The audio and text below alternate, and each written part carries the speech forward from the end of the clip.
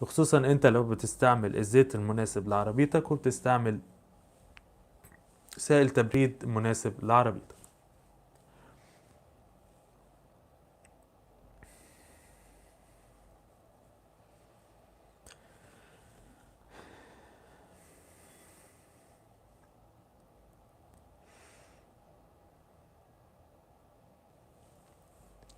طيب ده بالنسبة لموضوع وش السلندر.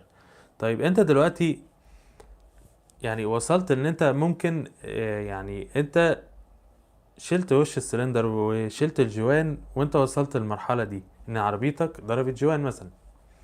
حلو. انت ليه ما بتخليش الفني يفحص لك ايه البساتم بتاعتك، وليه ما بتخليش الفني يفحص لك غرف الحريق؟ ليه ما بتخليش الفني يفحص لك السلندر ذات نفسه؟ ليه ما بتخليش الفني يفحص لك الكراسي، او اللي هي زي ما بيقول لك كان اسمها ايه، الكوشينات زي ما بيقولوا ما عندنا في العراق؟ ليه ما بتخليش الفني يفحص لك الحاجات دي؟ لان هي عملية سهلة وبسيطة جدا، وانت لو فحصتها ممكن تخليك بعد كده او تغنيك بعد كده ان انت ممكن تحل موتور تاني.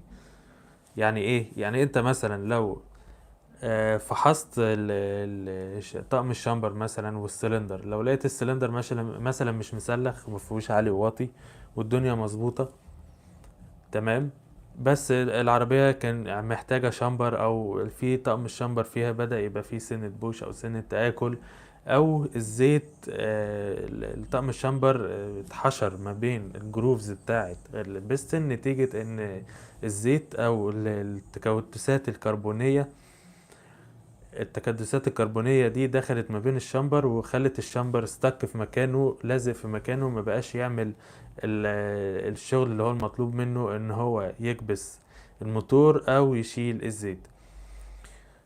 فانت ما فحصتش الحتة دي مثلا، تمام، وجيت بعد كده صينت وش السلندر وجبت جوان جديد وظبطت كل حاجة وركبت على كده ونسيت نقطة معينة.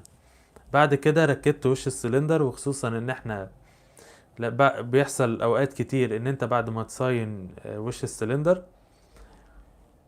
بيقشطوا منه، ولكن انت ما بتعوضش القيمة اللي اتقشطت دي. فلما بتيجي تقشط من وش السلندر وما تعوضش القيمة دي، بتعرض كده الموتور لان هو درجة حرارته تزيد. درجة حرارته بتزيد لان انت زودت الكمبريشن ريشيو بتاعت الموتور وانت مش واخد بالك. ايه الكمبريشن ريشيو؟ اللي هي قيمة الهواء المضغوط جوه البستن. لا مش ده أذان العشاء، فهنوقف شوية لحد ما أذان العشاء يأذن. لا مش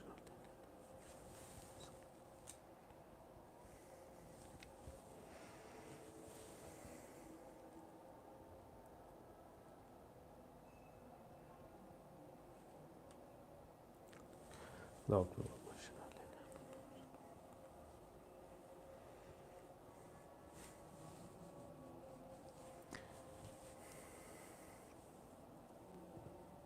يا جماعة العشاء بتأذن في اسكندرية مصر، فاللي يا ريت لو حد من اسكندرية بيتفرج علينا دلوقتي يا ريت يقوم يصلي العشاء، واحنا ان شاء الله هنبقى نصليها بعد اللايف.